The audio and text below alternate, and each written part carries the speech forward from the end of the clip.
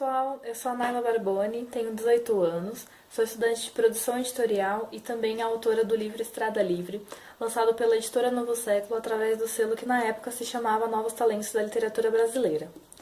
Estrada Livre conta a história da Lilith Baroni, que bem no comecinho da história tem 17 anos. Ela descobre que é uma patrona, ou seja, ela tem que lutar contra criaturas míticas, demônios e proteger a humanidade deles, assim como manter em sigilo esse mundo mítico. A principal arma que ela usa nesse caso é a espada Estrada Livre que ela herdou do avô dela, o Enzo Baroni. Ela conhece o Bernardo Valfenir, que também é um patrono, porém de uma família diferente. Eles desenvolvem um romance e passam a lutar juntos, e assim eles meio que acabam com a rixa que havia entre essas duas famílias devido a um motivo bem antigo. Baroni e Valfenir são famílias que atuam há muito tempo na luta contra demônios. É claro que nem todas as pessoas da família se tornam patronos, apenas os mais aptos, e quanto mais jovem você descobre que é um patrono, maior a sua aptidão, como é o caso da Lilith e do Bernardo. Eles são os mais jovens de suas respectivas famílias. No meio disso tudo, a Lilith faz várias descobertas sobre o mundo mítico e principalmente sobre ela mesma, e ela e o Bernardo vão ter que lidar com tudo isso. Quando eu tinha 13 anos de idade, a história surgiu na minha mente e começou a crescer. Ela cresceu tanto, mas tanto, que ela tinha que sair de lá de alguma forma. Foi então que eu comecei a escrever Estrada Livre. Era agosto de 2009 e eu queria muito ir no Play Center, onde estava acontecendo as Noites do Terror, que naquele ano tinham como tema A Noite Maldita, baseado nos livros do escritor André Bianco. Na época eu tinha acabado de ler o 7, Sétimo e o Turno da Noite e eu precisava saber o que estava acontecendo naquele parque. Eu precisava ter contato com esses vampiros, mesmo que fossem apenas algo temático, nada real, é claro. Por querer tanto ir, eu decidi que a minha história ia começar lá. O cenário tinha a ver, era uma coisa de diversão, que pra mim escrever na época, quando eu comecei, era diversão. E também tinha a coisa meio sobrenatural, de vampiros, né? E foi o cenário ideal. Hoje o Play Center ele é bastante importante para a história, inclusive. Eu escolhi o dia, estudei o mapa do evento e comecei a escrever. Mais ou menos 1 ano depois, eu percebi como estava horrível. Eu mantive o Play Center, só que mudei um monte de coisa. Inclusive, a idade da Lilith várias vezes. O que resultou em um erro que eu deixei passar na hora de fazer a revisão, mas tudo bem, né? Acontece. Eu modifiquei também a quantidade de personagens e os nomes deles. E mudei várias outras coisas. É uma das coisas que acontece quando você escreve. Outra coisa é a insegurança. Eu publiquei quando tinha 17 anos sem ter experiência alguma. O que eu sabia é que eu tinha escrito um livro e que queria que a história dele fosse conhecida. Eu não fazia a menor ideia do quão difícil tudo isso poderia ser. E lidar com toda a produção dele também é um desafio. Não que seja difícil, mas é trabalhoso. Dizem que escrever é o mais trabalhoso, é o que é a pior parte, mas pra mim é a melhor, é a mais fácil, é uma satisfação pessoal inacreditável e assim, se alguém quiser começar a escrever, vai fundo porque é muito bom. E assim, apesar de todas essas dificuldades, o mais importante é que eu aprendi a lidar com elas.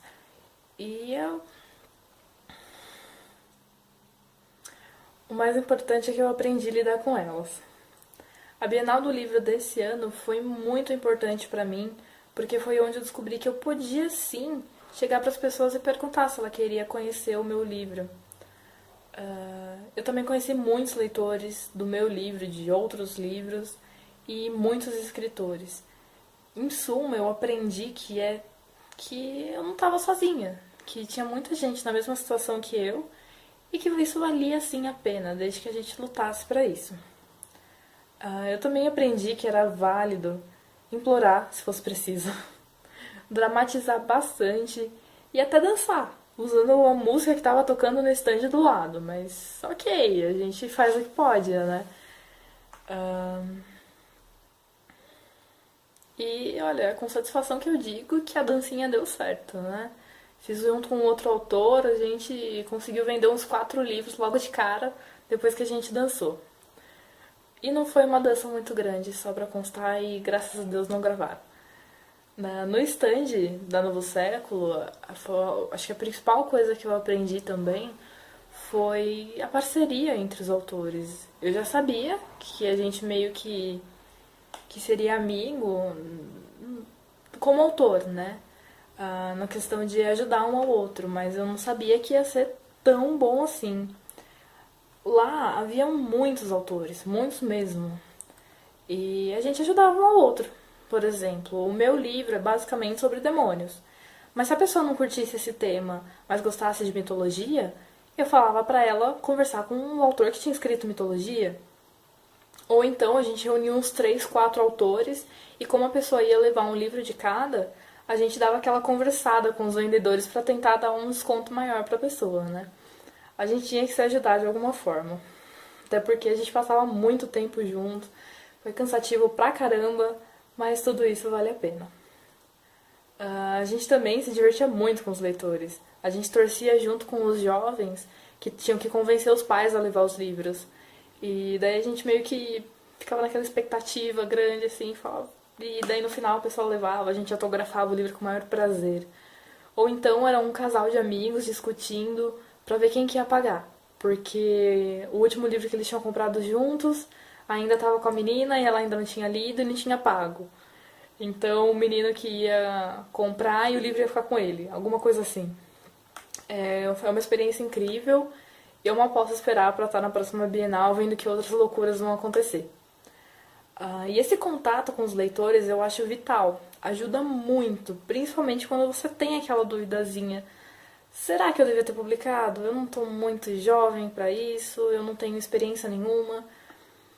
Mas daí você recebe uma carta ou alguém vem falar com você no Facebook e você percebe que sim, você deveria ter publicado. Porque vale muito a pena. Eu acho que eu tô falando bastante isso, mas é porque realmente vale a pena. A primeira carta que eu recebi foi de uma leitora de 12 anos que adorou a história. Eu fiquei bastante tocada com o fato dela ter tido a delicadeza de me escrever. É claro que respondi o mais rápido possível, né? O Facebook também é muito importante. Na verdade, é por onde a maior parte dos leitores vem me procurar. Como uma jovem que eu conheci na Bienal mesmo, e pouco depois do evento terminar, ela veio me procurar dizendo que tinha amado o livro e que queria logo a continuação. Disse também que gostou tanto que falou para a professora sobre o livro e a professora pediu o livro emprestado, né, porque ficou bem interessada. Como eu disse, eu comecei a escrever Estrada Livre quando eu tinha 13 anos. Eu terminei aos 15. Então, um livro escrito nessa faixa não podia deixar de ser infanto-juvenil, por mais que eu quisesse o contrário, embora eu também, sinceramente, adoro livros infantos-juvenis, são bem criativos. Eu acho que pelo fato dele ser um livro infanto-juvenil, eu percebo que muitos leitores que eu tenho são jovens. Só que não sou só eu. Eu fiquei um tanto quanto impressionada com a quantidade de crianças e adolescentes que eu vi durante a Bienal. Por exemplo, era impossível contar quantas crianças eu vi com um exemplar da série O Príncipe Gato, Bento de Luca, na mão. E foi muito bom isso. É muito satisfatório você ver que as crianças têm interesse de ler. E não simplesmente ler, que elas estão lendo livros nacionais. Que é maravilhoso. A gente precisa dar um jeito de fazer o nosso mercado crescer ainda mais com relação à nossa literatura. Só que não é só apenas essa faixa etária, mesmo sendo um livro infanto-juvenil. Há pouco tempo, uma leitora de 26 anos me procurou elogiando o livro e dizendo que por ter gostado tanto, comprou mais 3 para dar de presente. E tem também uma senhorinha da cidade onde meu pai nasceu, que tem 93 ou 94 anos, e ela simplesmente adorou. Queria falar comigo de qualquer jeito, elogiar o livro, e eu fiquei bastante impressionada. Eu nunca achei que eu fosse ter uma leitura com essa idade. Foi fantástico. As minhas avós também leram. Uma delas não entendeu nada, né? Mas ela leu tudo e disse que é isso que importa. Ok, tô feliz já que ela tenha lido. Mas voltando para os jovens. Segundo várias pesquisas que eu vi, os jovens são aqueles que mais leem no Brasil. E é por observação que eu percebi que a quantidade de jovens leitores está aumentando. Pelo menos é uma coisa que eu acho, né, que aconteça. Parando para pensar sobre o assunto, eu cheguei à conclusão de que as pessoas que nasceram até o final dos anos 90 tiveram que, pelo menos grande parte, aprender a ter o gosto pela leitura. Porque conforme a gente crescia, havia aquelas leituras obrigatórias de escola. E não há nada mais chato, e isso foi um grandíssimo eufemismo, do que fazer algo obrigatório. Né? E, gente, eu sinceramente odeio que me mandem fazer alguma coisa. A gente conquistou o gosto pela leitura através dos gibis da Turma da Mônica, dos livros do Pedro Bandeira e os mais citados, a série O Senhor dos Anéis e Harry Potter. Gente, eu cresci com Harry Potter, eu fiquei desolada quando eu li o último livro e tinha tanta coisa ruim acontecendo. A sorte é que o final, que eu gostei bem do final dele. Em contrapartida, os jovens nascidos a partir de 2000, eles meio que já nasceram lendo, né? Porque eles tiveram um incentivo bem grande com relação a isso, que foram as outras mídias. Porque a gente precisa criar um interesse pela leitura, precisa a gente descobrir o que a gente gosta. E as outras mídias, elas são bastante importantes. Cinema, televisão e, claro, a internet. Eu conheço muitas pessoas que leram um livro depois de assistir a respectivo filme ou livro ou série baseado. E elas não pararam mais. Os videogames também ajudaram bastante. Não apenas devido aos livros baseados neles, mas também pelo desenvolvimento das histórias do gênero. O Espadachim de Carvão, esse daqui do Afonso Solano, ele é um livro que está sendo transformado em game. Então, eu acho que isso vai chamar bastante atenção para o livro dele, que é magnífico, leiam. E nossa, eu tenho certeza que muita gente vai chegar no livro por causa do videogame, apesar de que tem muita gente chegando no videogame por causa do livro, que é o meu caso, né? Mas com certeza as vendas dele vão aumentar bastante. E a gente tem também as HQs, né? Não é porque você é um leitor de HQ que você vai ser menosprezado, digamos assim, né? Não é porque você pega um livro do tamanho de Estrada Livre, que tem 470 páginas, que você não é um leitor de verdade. Muito pelo contrário. A leitura por gibis, HQs no caso, é muito boa também. Os animes japoneses ajudam pra caramba e são histórias magníficas. Não é por estar com desenhos, com balões de fala que ela vai ser menos. Muito pelo contrário. Acho que é tudo igualmente importante. Fora isso, a gente também tem a adesão das plataformas digitais. Os e-books estão crescendo bastante no Brasil. Há que eles dizem coisas como, não, mas o livro físico é muito melhor, sentir na mão, você sentir o cheiro deles, não tem nada melhor do que isso, não tem como substituir. Ok, né, eu concordo, eu prefiro muito mais o físico, acho que o envolvimento que você tem com a história acaba sendo maior. Mas não é por isso que eu vou deixar de ler o digital. Até porque eu não teria lido metade dos livros que eu li até hoje não fosse pelos digitais, né? A praticidade e a economia oferecida contam muito a favor dessa nova tecnologia. As crianças de hoje em dia, elas já nascem conectadas. Então, eu imagino que os livros digitais vão contribuir cada vez mais para a gente arrecadar novos leitores, principalmente esses que estão chegando agora. Eu aprendi na faculdade que os tipos de livros digitais e suas características. E eu posso garantir que muitos bebês que eu já vi mexendo em tablet vão realmente adorar. A interatividade oferecida vai conquistar muitos novos leitores. É inegável que o gosto de uma parte muito grande desses leitores seja pela literatura fantástica. Conhecer novos mundos, lidar com criaturas irreais, transcender o nosso próprio mundo é algo encantador. A criatividade rola solta e também é uma forma de estimular a criatividade dos outros, né? E a fantasia vem em diferentes formatos. Vem em livros, em séries, em filmes, em RPG, em videogame. Não tem como você falar com alguém e você descobrir que a pessoa nunca se passou por um personagem que ela assistiu, que ela leu. Eu, no caso, costumava ser a Ranger amarela. Né? Minha irmã era rosa, ela queria ser a rosa, então eu era amarela. Eu queria ser o vermelho, mas ele era homem, então eu fui na amarela mesmo. Mais tarde eu me tornei Hermione Granger, claro, né? E hoje em dia há quem diga que eu sou a Lilith Barone. E isso acabou me rendendo um apelido na faculdade que eu não posso falar qual que é pra não dar spoiler de Estrada Livre. Há muitos que dizem, existem muitas pessoas que dizem que a fantasia surgiu em meados do século XVIII, estendendo-se até o século XIX. Dizem que tudo começou com Drácula, de Bram Stoker, Frankenstein, de Mary Shelley, e O Médico e o Monstro, de Robert Louis Stevenson.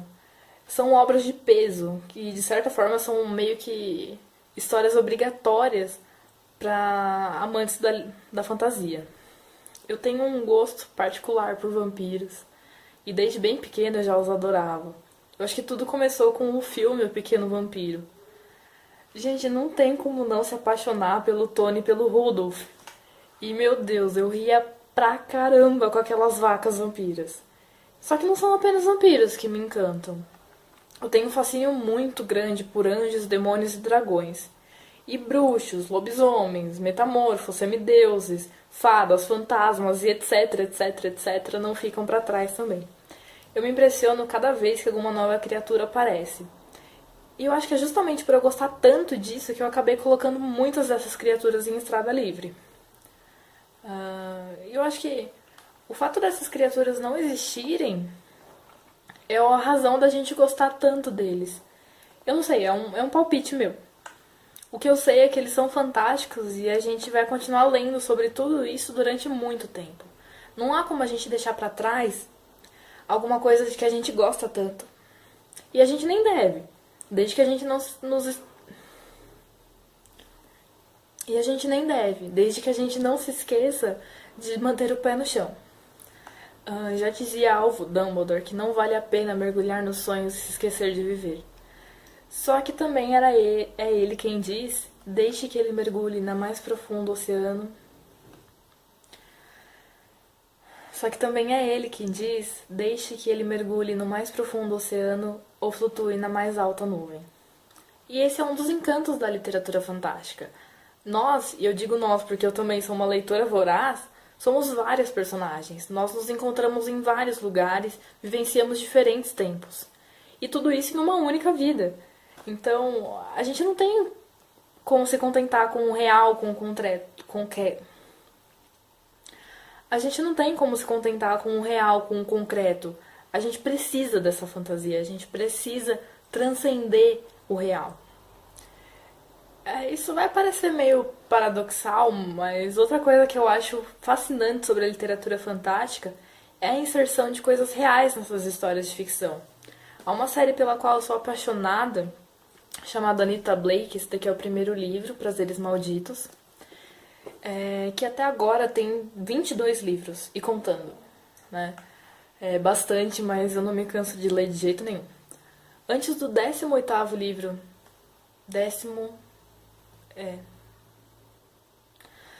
Antes do 18º livro ter início, a autora comenta que muita gente lhe pergunta como que ela cria essas histórias. Então ela nos conta sobre uma vez que ela saiu com uns amigos e uma certa situação aconteceu. No final dessa situação, ela comenta que se ela e uma amiga autora fossem escrever sobre o mesmo assunto, sairiam duas coisas completamente diferentes. O que é um outro fascínio da literatura, né? Cada um tem a sua marca própria. O primeiro capítulo do 18º livro da série Anita Blake começa justamente com uma adaptação dessa situação vivida pela autora. E depois disso ela foi desenvolvendo todo o resto da história, mas tudo começou com essa cena em específico. E isso acontece muitas vezes. Às vezes você se reúne com alguns amigos, mesmo que não sejam autores, daí acontece alguma coisa e fala, puxa, isso daqui dá uma história fantástica. E às vezes você se reúne com escritores e todo mundo começa a criar uma história juntos. E no final, cada um vai escrever individualmente e sai um monte de coisa diferente. E é muito bacana isso. Muita coisa do que a gente escreve, é claro, é inventado. Só que muita coisa aconteceu já conosco, né? Como autores, ou então coisas vividas pelos outros que estão ao nosso redor. Por exemplo, Tem um momento do meu livro que a melhor amiga da Lilith diz que quer comer a coxinha que tem na cidade para onde elas estão indo, que é chamada Quintana. E tudo isso porque a Lilith ficava falando pra ela que era a melhor coxinha do mundo. Ela fez tanta propaganda que a amiga ficou morrendo de vontade. Essa coxinha só foi parar no livro, porque Quintana existe, 2, porque a coxinha existe, e 3, porque eu realmente acho que ela é a melhor do mundo. Então, são esses detalhezinhos que trazem autenticidade para a história. É o que dá credibilidade a toda invenção, porque é preciso que haja uma certa identificação por parte do leitor.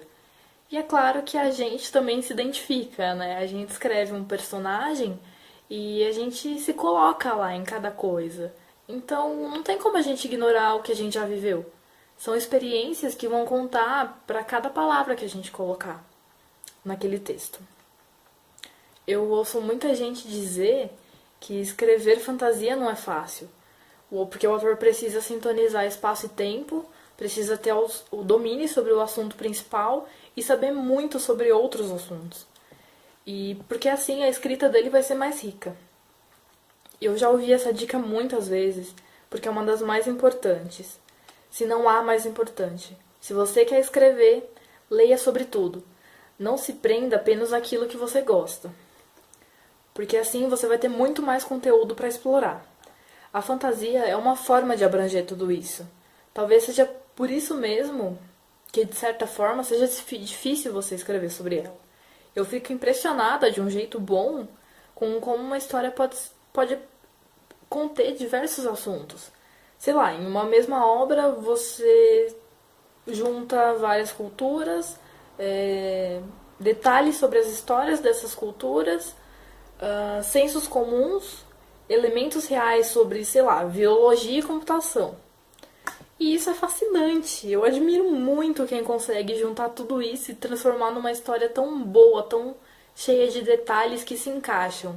Eu espero realmente um dia ser capaz de fazer alguma coisa do tipo. Eu vejo a leitura como um modo de lazer, sem dúvida. Só que ela vai muito além disso. Ela é uma maneira de expandir a nossa mente, de expandir o nosso modo de ver o que acontece ao nosso redor. A gente conta com experiências vivenciadas pelos personagens, a gente aprende coisas muito interessantes sobre as histórias, sobre matemática, sobre religião, sobre interação social e muitas outras coisas. Tem uma série que eu gosto muito, que se chama Maya Fox. Foi essa série que me ensinou que a gente pode fazer matemática algo divertido. E, gente, matemática, algo divertido, não existia no meu mundo, sinceramente.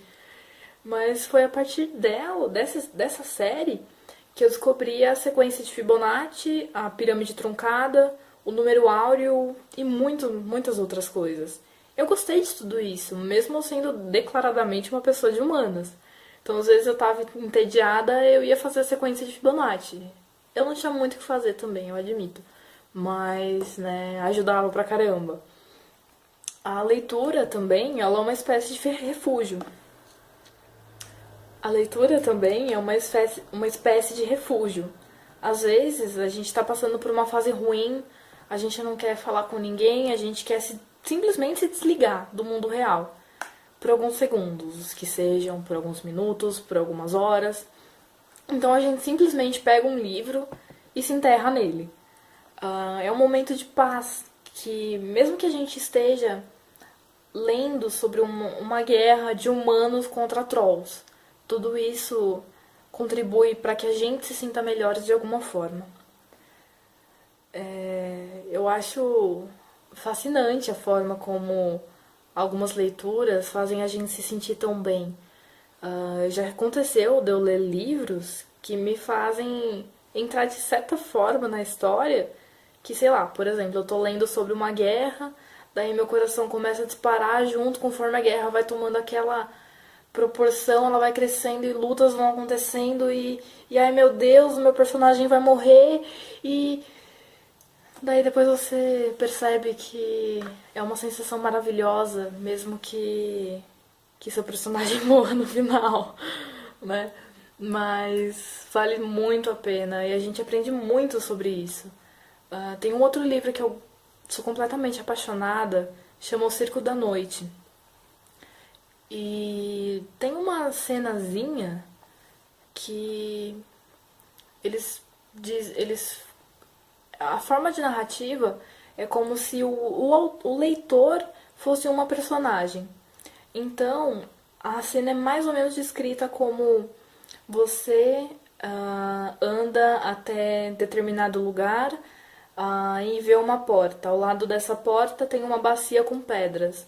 Você pega uma dessas pedras e entra por essa porta. Gente, isso faz com que a gente se sinta muito dentro da história.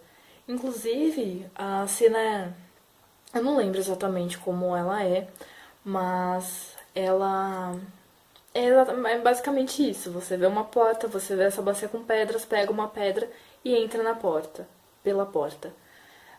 Então você se vê num lugar calmo, tranquilo e tem um lago, se eu não me engano. Faz um tempo que eu já li essa história.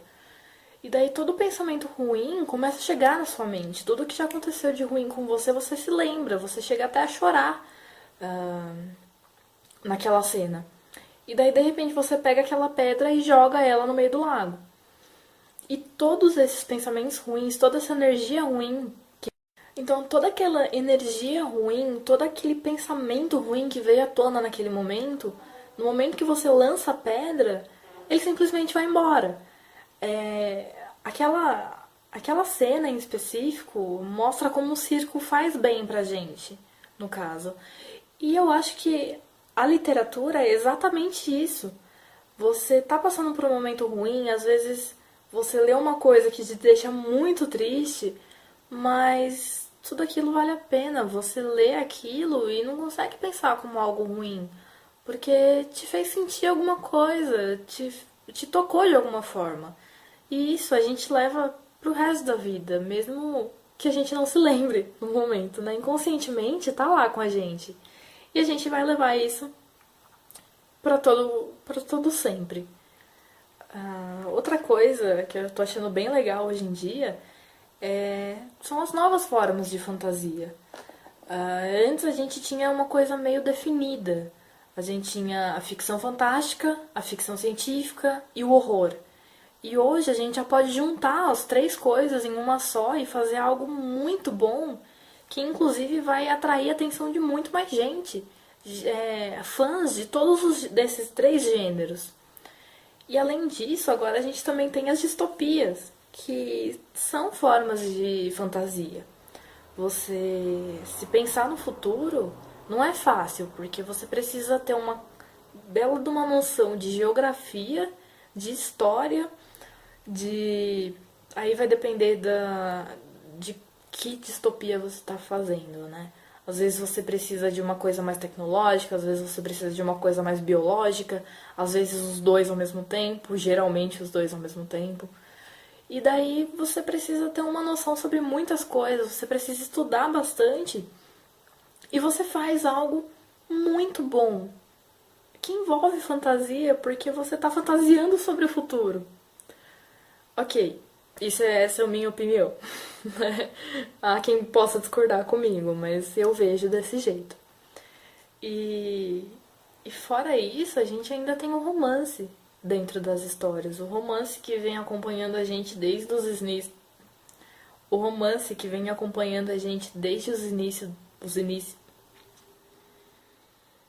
O romance que vem acompanhando a gente desde o início dos tempos, a gente pode continuar usando, a gente deve continuar usando, porque tem gente que gosta.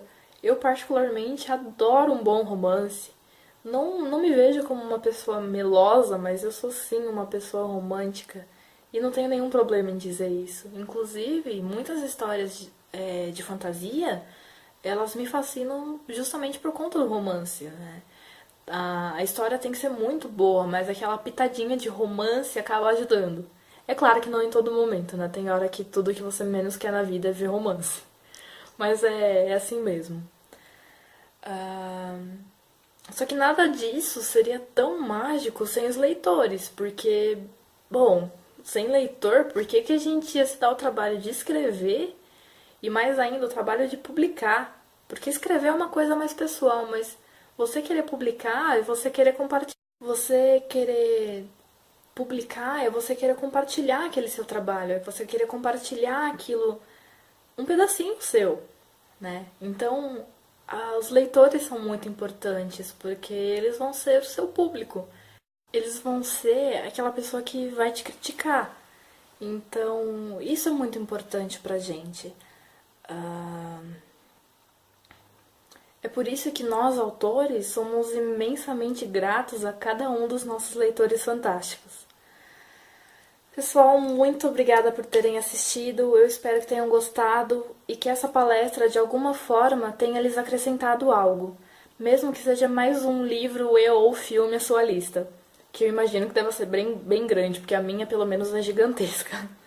Então, critiquem, inventem, transformem e vivam quantas vidas e histórias vocês quiserem. Eu torço para que Estrada Livre seja uma delas. Se vocês quiserem falar comigo, vocês podem me procurar no Facebook. É só colocar Naila Barboni, que já deve aparecer alguma coisa. E não deixem de curtir a página do meu livro, é facebook.com/Estrada Livre Livro. Tem que ter a palavra livro, porque senão vocês vão acabar numa página de um clube de motoqueiros. O que também, se vocês quiserem curtir, fiquem à vontade. Eu imagino que deva ser bem legal, até porque o nome deles é fantástico. Olha só, Estrada Livre, é um nome maravilhoso. Vocês também podem mandar e-mails com críticas, sugestões, dúvidas e o que mais quiserem para naila.barboni@gmail.com. Eu gostaria de fazer um agradecimento especial ao pessoal da Conalfam pelo convite, pela oportunidade de fazer essa palestra, pela confiança no meu trabalho. Valeu, galera. Muito obrigada mesmo. E parabéns pela iniciativa desse congresso. Espero, sinceramente, que dê muito certo e que a gente possa estar juntos mais algumas vezes. Até mais, galera. Muito obrigada mesmo.